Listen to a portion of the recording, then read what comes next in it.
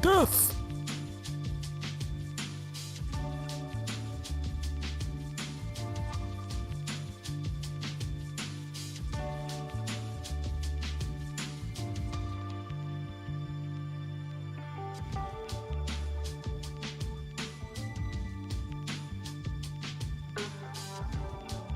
It's nearly fucking Tuesday, man.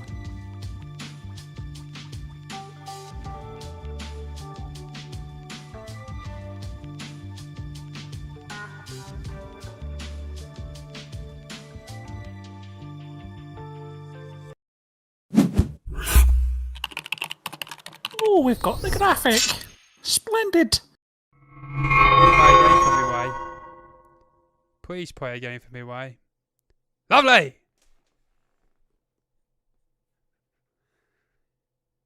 Hello and welcome to this Monday's edition of Movie News here at MBE. I'm your co-host Stephen John McLaughlin. I am joined as ever with John C. Walsh here on this very cold and dreich Monday night. We're nearly into Tuesday, John. John C. Walsh is about to put a hat on, Stephen.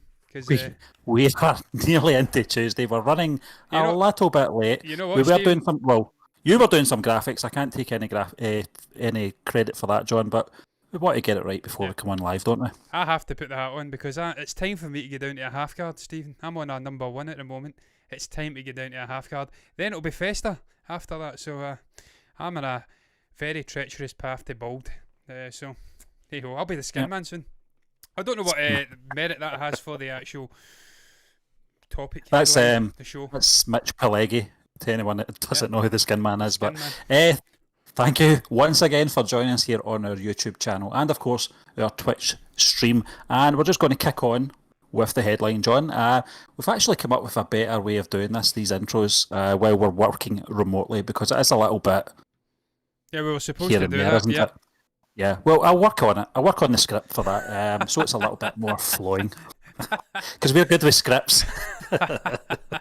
But it's all about Hugh Grant and talks to reunite with Guy Ritchie for his spy thriller. I didn't know anything about this, John, but Guy Ritchie's next film might have lost its title. It's no longer called Five Eyes. That's a good title.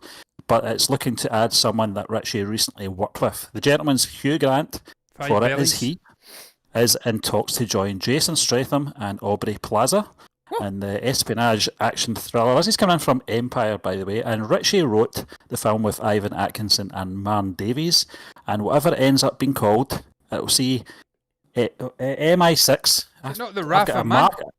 I have got a mark on my screen. I couldn't even read that there. We'll see MI6 agent Orson Fortune, played by Stratham, recruited by a global intelligence agency to track down and stop the sale of a deadly new weapon technology that threatens to disrupt the world order. Reluctantly paired with CIA high-tech expert Plaza, Fortune sets off on a globe-trotting mission where he will have to use all of his charm and stealth to track down and infiltrate billionaire arms broker. Now, John, did you know anything about this? I did not know anything about the next Guy Ritchie film. I was aware that he was making another movie, Stephen. I was aware that there was something in the pipeline. Didn't know what the genre was. Didn't know that Jason Statham had been cast, or indeed any of these other supremely talented people like Josh Hartnett. Didn't know anything about it. I just knew he was making another movie. When we reviewed The Gentleman last year, I think it was early last year, I did suggest, and of course Guy Ritchie doesn't watch us, so I don't know why I suggested it, but I was praying and willing into the universe that this guy would stick with the British sort of mobster genre that he does so well with Snatch and Lock, Stock, 2 Smoking Barrels, and of course The Gentleman. Sadly, he's not doing it. He's doing a spy thriller. But wait, this guy's got a completely unique directing, filmmaking style. Sort of his films have that visual style, just everything about them. You know it's a Guy Ritchie movie. Lord, even when you watched Aladdin last year, it had the Guy Ritchie touches on it. So no matter what genre this guy touches, I'm supremely confident that he will turn it to gold. He's been up and down. I think he was involved in the King Arthur movie with Charlie Hunnam. That was shit. I think Eric Bana was in that too. It's some cast. It's David Beckham. I don't know why. But that aside, he usually does decent movies. He of course worked with Robert Downey in the Sherlock Holmes movie as well. So I usually like this guy's movies. I like the concept of this movie, this spy thriller concept. We've not got enough of these movies. We've also got Bond once every 6 years or something. We've got the odd Mission Impossible. Jason Statham does quite a lot of... Jason Statham does do quite a lot, to be fair. Yeah. He's a Marmite actor. I can take or leave him. I loved him in Hobbs and Shaw. Some of the more ridiculous ones he does, like the one where he's biting down in electricity because it keeps his heart beating, things like that are a bit shite. He's a Marmite, but when he works with Guy Ritchie, it's usually gold as well. The Meg was okay. The Meg was decent. I think Guy Ritchie brings the best out in Jason Statham. You know, you go back to Lock, Stock and Two Smoking Barrels, which was Jason Statham's first film. It was superb in it, absolutely superb. You wouldn't think that was his first film. The intro. He's always best when he's acting that sort of cocky or cockney wide boy, you know, and the confidence oozes from Jason Statham in those sort of roles anyway. He's got plenty of experience in action. First film I saw him in, like, action-wise, was probably the Jet Li one, The One, back in the early 2000s, which he was superb. Jet Li was superb. Man of the year. Yeah. Still like his films. John. But that was the. He looks much older than he really is. Well, he was in no, was it Mulan he was in? I'm sure he was in Mulan. Totally unrecognisable. Yeah. But I think he's had health issues, but just getting back on track, Glenn. I think this is Hugh Grant at his best as well. There's something about Guy Ritchie brings out the best in actors that have been sort of pigeonholed as well. And Hugh Grant has been in that sort of pigeonhole for quite a while. About a Boy was sort of breaking out of that romantic comedy sort of genre, and he was fantastic in that, you know. But The Gentleman for me was really where I really stood up and took notice. I remember when we did the trailer reaction for it, and he was doing the narration. I didn't know that was him talking. I did not know that. That was fantastic, and such a memorable character as well in The Gentleman. Great. He was Stephen. Yeah. This is what he says. He brings the best out in actors. Every actor, really, Guy Ritchie. His style is very conducive to these kind of genres, and for actors like a Charlie Hunnam and even a Jason Statham. But as you mentioned, Hugh Grant, actor who's been pigeonholed, typecast into rom-coms for most of his career. He's really started to, I think, experiment in the last 10 years or so. And obviously, well, at least the last 5 anyway. I can't speak for the last 10. I'm not a huge fan of Hugh Grant in terms of his entire filmography. I actually did like, was it Notting Hill he was in? I actually didn't mind that, to be fair. Four Weddings and a Funeral was the other one, wasn't it? I never did watch that. I remember the billboard. And Love Actually. I don't know if he even was in 4 Weddings and a Funeral. Yeah, he was the main guy, Yeah, he's a cat that year, wasn't it? Andy McDowell, yeah. Yes. But Paddington 2, they played the villain in Paddington 2. Oh, was it Paddington 1? No, it was Paddington 2. I'm losing the plot. I think it was it Charlize Theron who played the villain in the first Paddington? He was the villain in Paddington 2, though. That was stepping out of the sort of safe zone. He was very, very good as a sort of, I don't know, theatre actor. Quite pretentious, trying to get his hands on this little book that Paddington wanted. He was really, really good in that. And as you mentioned, The Gentleman, absolute standout, and a really good cast as well. So for him to stand out, that showed that he had that connection with the director. And it can only bode well for this movie. I don't know how he's going to slip into this movie, though, in terms of roles. Jason Statham's the clear anchor. He's the all-out action hero they're going to pin the entire thing on. Josh Hartnett, he's floating around. I actually forgot all about Josh. He's looking very cool now, incidentally. Long hair, flowing locks.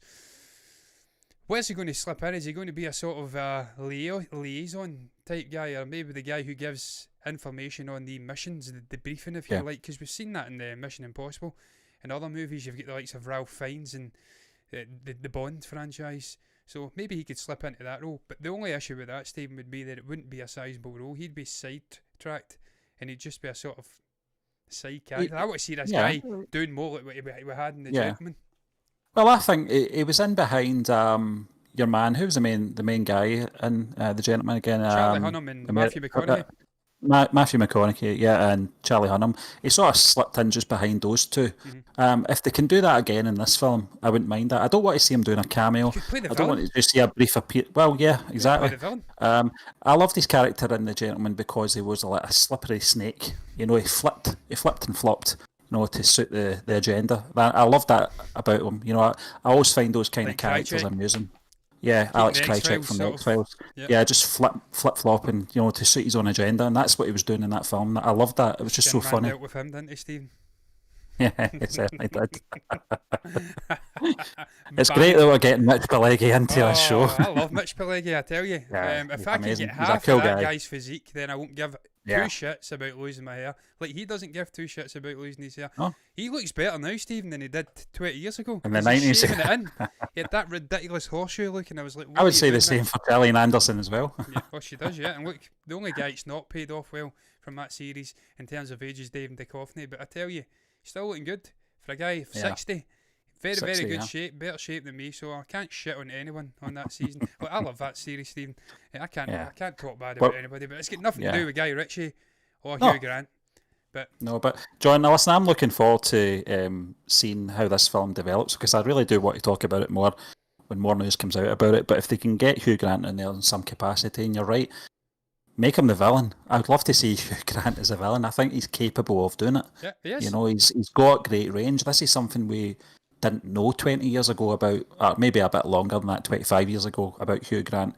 Mickey Blue Eyes, he kind of went out sort of rom-coms sort of genre as well for a little while, but it was still that kind of fluffy sort of humour about it, but I think he's capable, and I really do want to see that. So, but we're going to move on anyway to our next topic. We've got a very short show tonight, actually, because we're trying out something just at the very end, something very similar to what we used to do with Box Office Chat, which we hope will return one day when the cinemas open again. But this is coming in from Empire once again, your favourite website, John, and it's all about Star Wars looking all Andor, right the tonight. television series. Yeah, that's fine, yeah. Alan Tudyk says K2SO won't appear in the first season. Now, I'm just going to... This is actually a very short article, so it's more of a synopsis of what's going on in this series, and the headline kind of gives it away that possibly we might not just be seeing one series of this, like we are seeing for the Obi-Wan season, and possibly WandaVision only been one season as well. And Boba Fett. Yeah, this kind Boba of Fett. hints at there might be more to this, and I'm glad because I think there's a lot of scope with the Cassian Andor character and the characters that will be surrounding him as well, and the lead up to Rogue One, where we get to see him in Rogue One. So, how many years it's set before it will realistically probably be about maybe 5 to 7 years before Rogue One, because he's getting older. It's going to look a bit jarring. So, but I'll just. Yeah, but I'll read this anyway, John, and then you can give me your thoughts on this. And it's one of the untweeted highlights of Rogue One, a Star Wars story, was the sarcastic attitude of reprogrammed Imperial droid K2SO, brought to life through performance capture by Alan Tudyk. Though he played a key role alongside Diego Luna's Cassian Andor, Tudyk has now told Collider that he won't appear in Andor's spin-off series, at least for now. This is what he said. They're shooting it right now. I'm not in it. But if it stays on the air, stories keep getting told, I'll end up in there. Tudyk told the site, which at least gives us hope for the future. Yet it's all the more surprising, given that Tudyk was part of the D23 presentation when the series, then Untitled, was first confirmed. I'm in all these announcements for the show, and I had suggested at D23 when we announced in the show that it will be called K2 Fast, K2 Furious Cassian Andor series, and that's not happening. It's called Andor. Andor is shooting now in London and should hopefully spawn future seasons, so Tudyk does get to report to work, at least while he still can, given the physical challenges. He said this, I do know this, I have to be on stilts for it because the character is 7'1", and I'm not one of those guys that says someone else do the motion capture and I'll voice it later. I'll have to do the motion capture, and I'll turn 50 in March, so I hope they'll get it soon because I'm not going to be on stilts in it like 5 years. I'm not doing it. Andor should be on our screens next year with Toby Haynes as the primary director and Tony Gilroy running the show. John, it's given us hope that we are going to get more than one season of the Cassian Andor television series, and also as well, I think it makes sense that we get to see how these two characters meet as well. Very similar to the way we got to see Han and Chewie meet in Solo, a Star Wars story. I do want to see how these characters first meet up, because I do want to see K2SO as that Imperial droid before he is reprogrammed. I think that adds to it. Well, Steve, we've seen little glimpses of what they can do with Star Wars and the whole droid storyline in The Mandalorian Season 1 with the Taika Waititi IG unit. He was a villain at first. He was trying to kill little Grogu. Spoiler alert, if you've not yet seen The Mandalorian, I'll go to myself and give you a break, Stephen. You've been on for a I while. know. And obviously he becomes good. He gets reworked with the "this is the way." No, that's actually The Mandalorian. What was the little guy, the little alien guy he met in the desert island, or the desert planet? That little guy reprogrammed the IG unit to be a nanny droid for Grogu. And of course we've seen that concept, that relationship building between him, the Mandalorian, this little guy and Grogu. And it was tragic at the end when he obviously walks through the lava and sacrifices himself for them. So we've seen what can be done with a character we've not even met before, who we have no ties to. Anyone who's watched Rogue One will know what K2SO is all about. We'll have that emotional tie right from the get-go when he finally does appear, hopefully, touch wood, in the Andor season series. So I'm very, very hopeful that he will come in, because I like that relationship between him and obviously Diego Luna, first and foremost. That was one of these standout things. As I said, I'm scared about my dog here. He's lying down, he's getting tangled in my camera. You may be on your lonesome, Stephen, very, very shortly indeed. If he does indeed stir, the lion wakes up, then he's choking. That was one of the best things, alongside the Mads Mikkelsen and Felicity Jones sort of arc in that movie. So I want to see that getting captured again. But I understand the reasoning, the rationale behind them not introducing this guy quite yet, because he would steal the show. He nearly stole the show in Rogue One. It should be about Cassian Andor. It should be about Diego Luna. I was about to say shafted. What created? What's the word I was about to say? That's right. What created? I'll just go with created. What made this guy what he was in the Rogue One? That should be the focus. What made him this villain? This guy with a story. This guy who had killed for the good of the resistance, of the rebellion. That's what they should focus on first and foremost. They shouldn't really be bringing in the peripheral droid characters, although I want to see Alan Tudyk back, as I did say so, and hopefully when he comes back it is what you said, Stephen. Prior to him being reprogrammed, we can see this bromance sort of blossom as the seasons go on and on. I want to see more and more seasons of this, and I've not even seen the first one yet. I don't even know how good it is, but I've got supreme confidence. It's the Americans guy, isn't it? The guy, the showrunner from the Americans, who's involved in this, so he's got a good pedigree. And even now, Stephen, I don't know what word it was I was trying to say when I said shafted. I'll be honest with you, John. Long pause there. Shaped. I think Not shaped. shafted. Anyway, let's move on. Before we get down an Elton John rabbit hole here, John, you're absolutely right.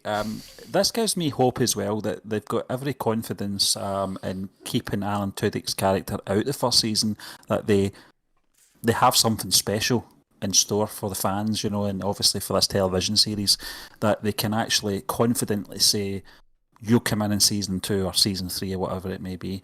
It'll be interesting to see as well who will come back from Rogue One, because we know that Cassian obviously has his ties to the rebellion. Are we going to get some of those players that were in, the Mon Mothmas and all those kind of people? Who's going to come back for that? We know that obviously Jyn Erso can't be in it. The meeting of those two doesn't happen till Rogue One. Bail Organa, yeah. Obviously, the crew of Rogue One, the ones that did the task of getting the plans, can't be there, because they're all pulled together in that film. The captain guy, Steve, but there was a with a lump, between the two characters, yeah. The Cassian Andor character and the actual captain. There was history there, so maybe we can see that explored. You want to see them creating connective tissue between the seasons of these series and the actual movies. Your man Jim Keats from Ashes to Ashes as well. I can't remember the actor's name. He had that small role. Cassian Andor shot him in the back at the very start of the film Rogue One. I'd like to see him. He's an established actor. I'd like to see him come into it as well. I can't remember his name, John. I honestly can't remember his name. He is a great actor as well. Dan something. It's definitely Dan something. Daniel, yeah. Daniel Mays. I can't remember. Daniel Mays. That's it. Yeah. Well done, John. But I think it's all that connective tissue that leads us into Rogue One. It's very important. I don't really want to see it in season 1. If they're planning to stretch this out maybe over 2 or 3 seasons, then there's time for all that. I want us to get to know Cassian a little bit more. He was very mysterious, I feel, in Rogue One.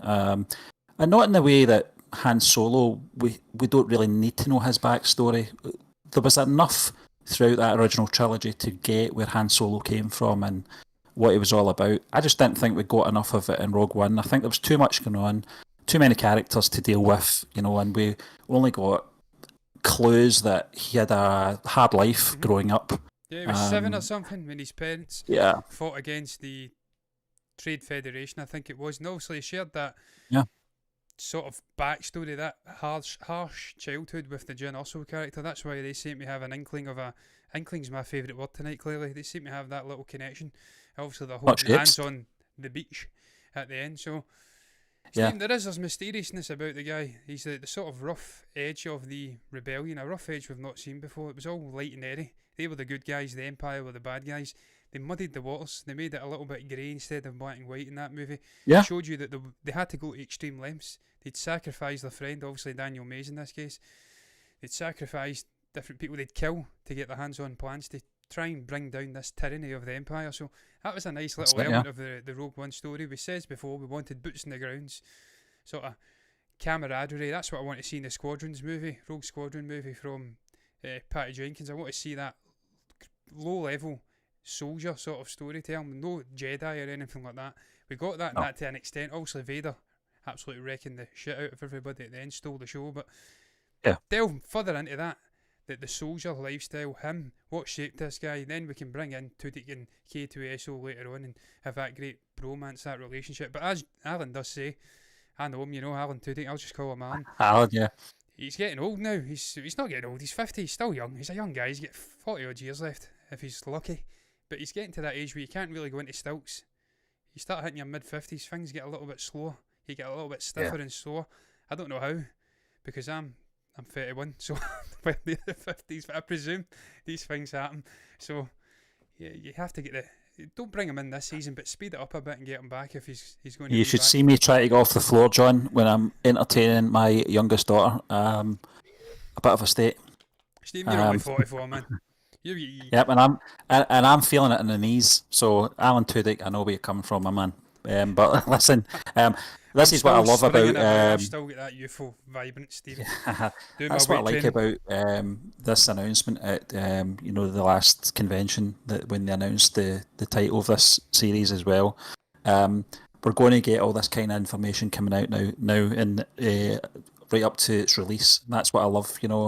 I can't wait to obviously see where they're going to go with the Obi-Wan series as well.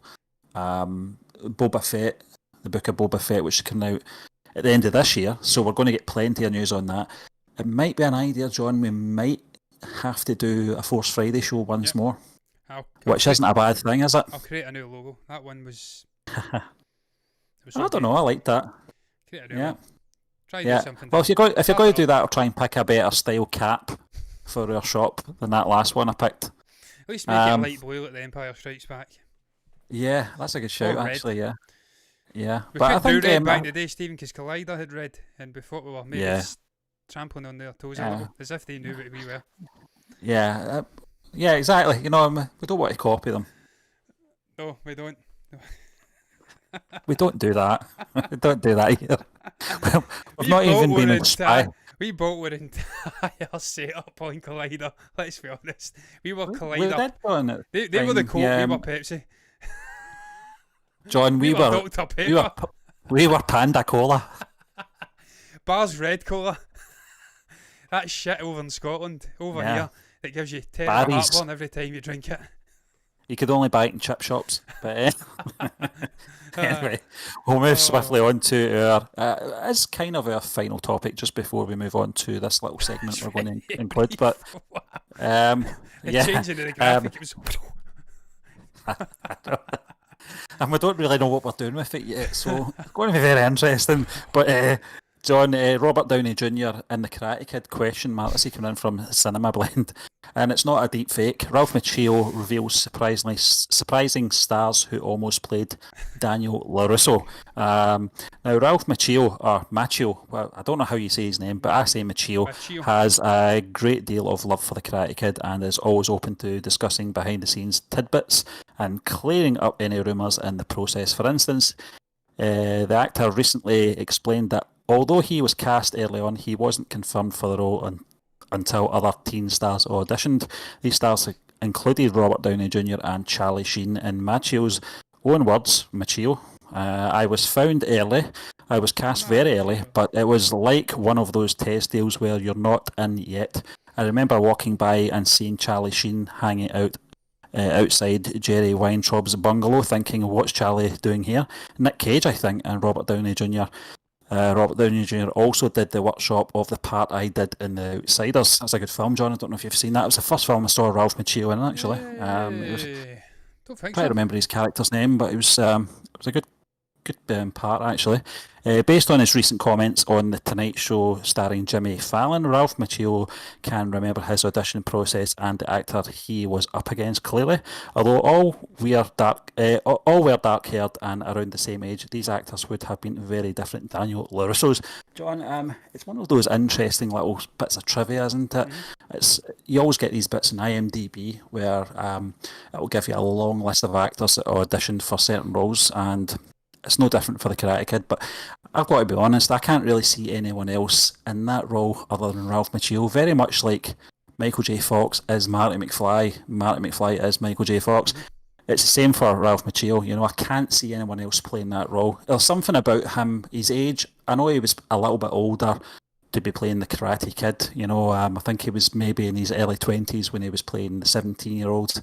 But there's something, he had a swagger about him. That's what I liked about him. You know, he had that confidence about him to make us believe that he was this kid from, I think it was New York or New Jersey. And, you know, a bit of an outsider, travelling to the West Coast of America and not being able to fit in anywhere. Tries to take up karate, ends up meeting this little guy called Mr. Miyagi, and you know the rest is history. There's just something memorable about that film. It's one of those films. Yeah, you watch that. If you watch that YouTube video, yeah. But there's something about that film that I love going back to.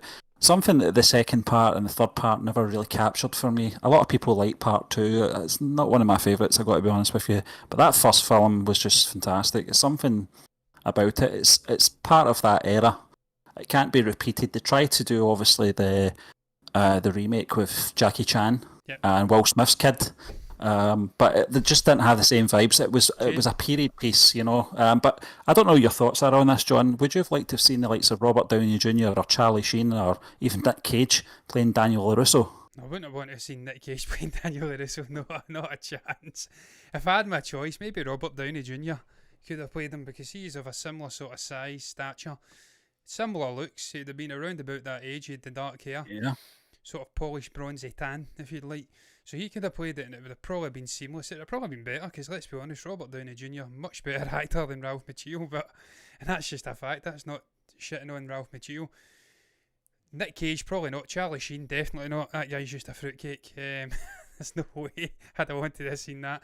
But Stephen, as she says, you can't get back and recast this and try to imagine what it would be like. It was like the classic sort of Harrison Ford line when he was on that David Letterman. I think there was someone up for the role of Indiana Jones. I can't recall who it was. It was Tom Selleck. Tom Selleck, and he asked him, do you think it would have been different? And Harrison Ford just looks at the crowd, looks at David Letterman, doesn't even open his mouth and says, well, yeah. I mean, it's stating the obvious, it's a different actor. Yeah. He'd have put his own mark on it, it would have been completely different. So you can't get back and recast. You've already got it in your mind who's playing Daniel LaRusso, and it's also Ralph Macchio. It's not Robert Downey Jr. It's the same as Indiana Jones. It's the same as Han Solo.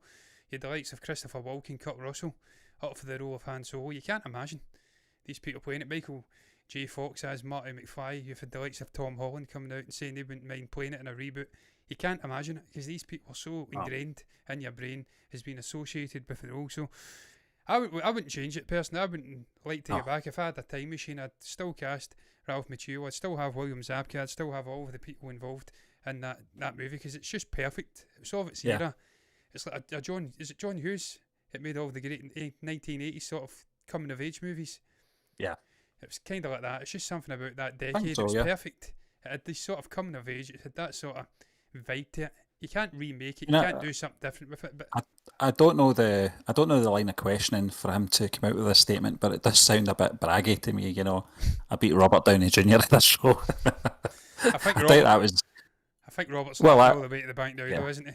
I think so. I think it's worked out best for both of the actors anyway. Ralph Macchio's off doing the Cobra Kai series anyway, which is just. I think it's taken everyone by surprise how successful and how attractive.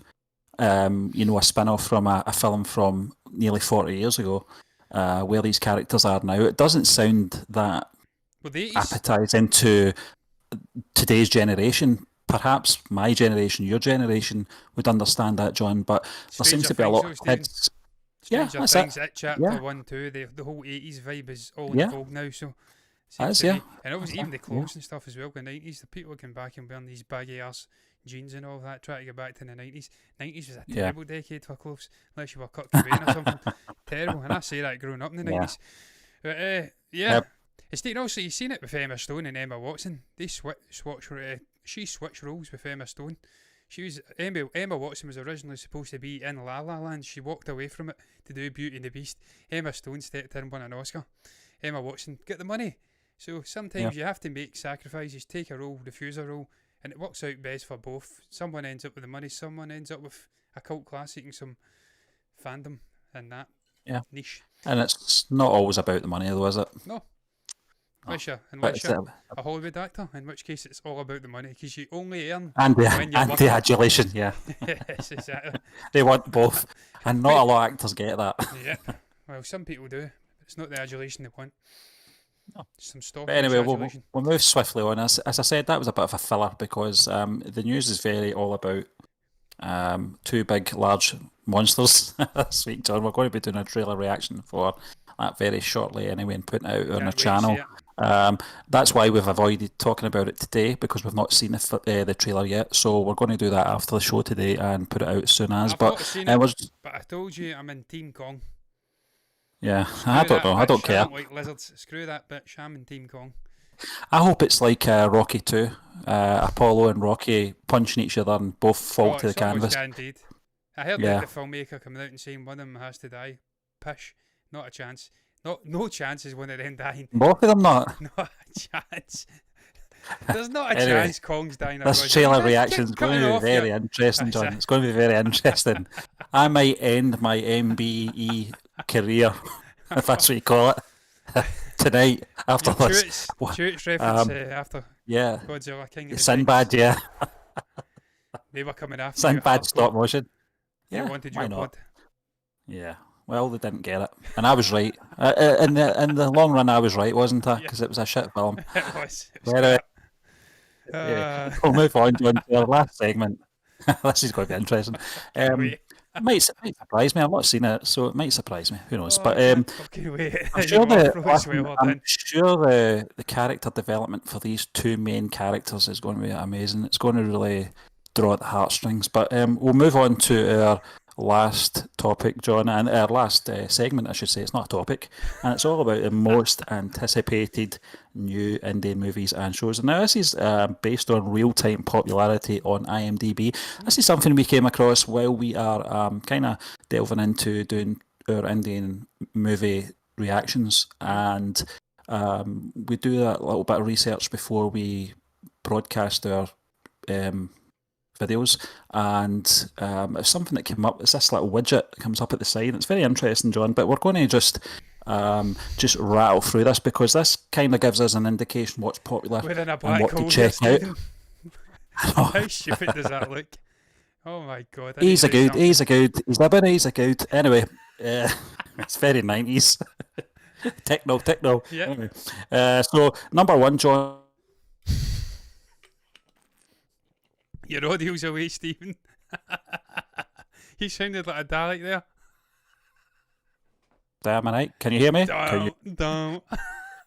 Can you hear me? Galactic, planetary. Can you hear me? Yes, I can hear you now. Okay, here we go. We'll start this again. I heard you after the first time, Stephen. Yeah, okay. You just weren't listening.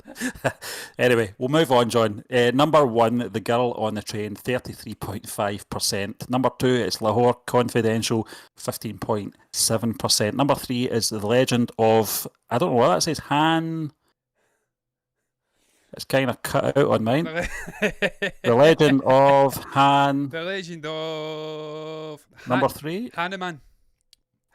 See, it only says Han on mine. 10.4.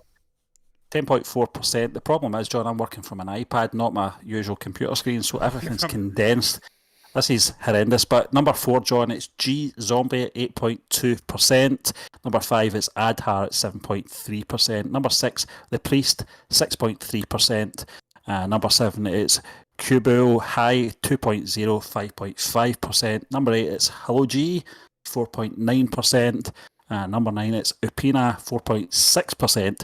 And at number 10, last but not least, it's Wild World at 3.6%.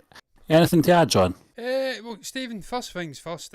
Also, The Girl on the Train is in at number 1. And I think that's a remake of a Western movie, because I'm pretty sure you reviewed. Is that the Emily? Yeah. What's her second? Blunt? Emily, but yeah, that was it. Is it Blunt? Yeah. It's a remake. I can't remember her name. I've even went into the IMDb page. It was Kevin. It was actually Kevin, Kevin, fellow movie one that reviewed it, yeah. Well, the actual synopsis, it just reads point by point as a remake, so it's also an Indian remake of that movie, and that movie was pretty decent from what I recall of it. The other ones, it's obviously The Legend of Hanuman. It doesn't strike me as being that interesting to me personally, because it's an animated TV show, so it's also more aimed towards the younger demographic. G Zombie, I presume, is a zombie movie. If it's not, then I'll be extremely disappointed. And then obviously the Priest one, that looks very intriguing out of that list.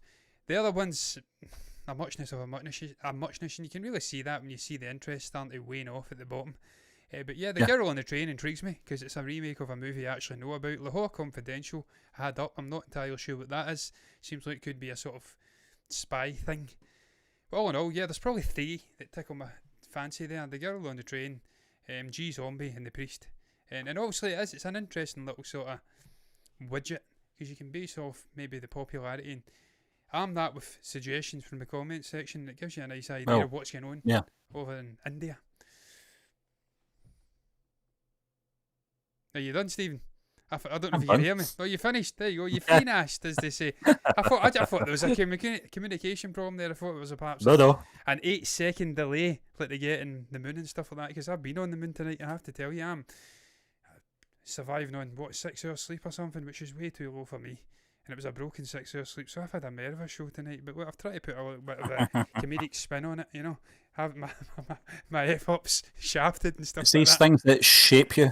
Yes, they I'll shaft you, which is more prescient to me in this show, because I was shafted by my own stupidity. But look, I digress. That's going to round the show up for today. What was your thoughts on the Hugh Grant story, the headline that we spoke about on the show tonight? Perhaps joining the latest Guy Ritchie spy thriller movie alongside the likes of Jason Statham and Josh Hartnett. What did you make of the other topics, the Cassian Andor topic, the Indian breakdown, and whatever the other one was, which completely left my mind already? You can comment down below if you've got anything to say down below in the comments section. You can also like the video if you've enjoyed it, and subscribe to the Karate Kid, yes, Robert Downey Jr. And you can subscribe to the channel. Follow us on Twitch too if you're enjoying the content, and if you do, you'll get more of the content you've subscribed and followed to see. But look, guys, that's going to be all for us. I'm going to bid you a farewell for bye-bye. Banzai!